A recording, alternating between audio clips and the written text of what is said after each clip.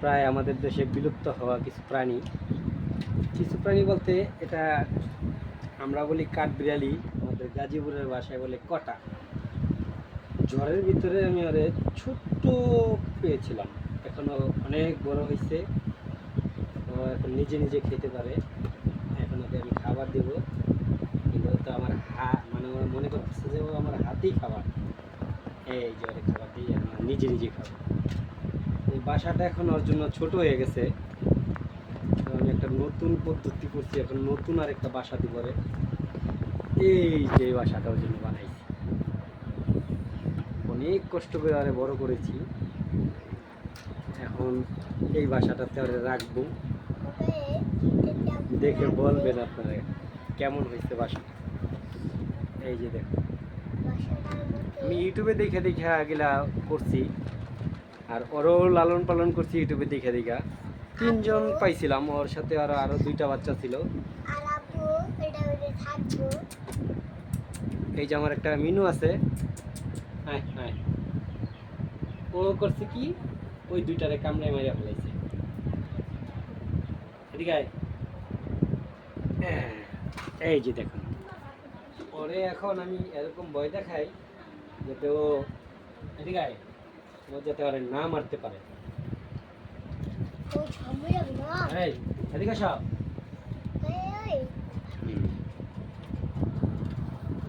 ঠিক আছে। আরেকটা প্রাণী দেখামু, এটা অন্য আরেক সময় দেখতে থাকবেন আপনারা। আমি যেগুলো মানে রেস্কিউ, প্রায় আমাদের দেশে বিলুপ্ত হওয়া কিছু প্রাণী বলতে এটা আমরা বলি কাঠবিড়ালি, আমাদের গাজীপুরের ভাষায় বলে কটা। ঝড়ের ভিতরে আমি ওরে ছোট্ট পেয়েছিলাম, এখনো অনেক বড় হয়েছে। ও এখন নিজে নিজে খেতে পারে। এখন ওকে আমি খাবার দেবো, কিন্তু তো আমার মানে ওরা মনে করতেছে যে ও আমার হাতেই খাবার। এই যে ওরে খাবার দিয়ে আমরা নিজে নিজে খাবো। এই বাসাটা এখন ওর জন্য ছোট হয়ে গেছে, তো আমি একটা নতুন পদ্ধতি করছি, এখন নতুন আর একটা বাসা দিব ওরে। এই যে এই বাসাটা ওর জন্য বানাইছি, অনেক কষ্ট করে আরে বড় করেছি। এখন এই বাসাটাতে ওরে রাখবো, দেখে বলবেন আপনারা কেমন হয়েছে বাসাটা।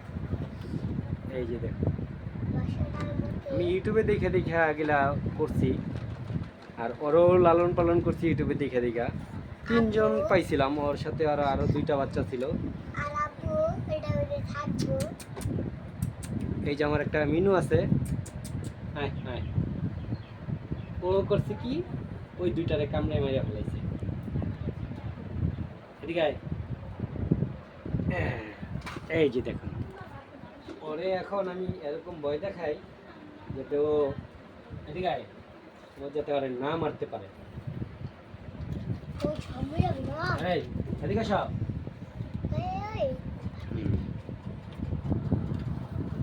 ঠিক আছে। আরেকটা প্রাণী দেখামু, এটা অন্য আরেক সময় দেখতে থাকবেন আপনারা। আমি যেগুলো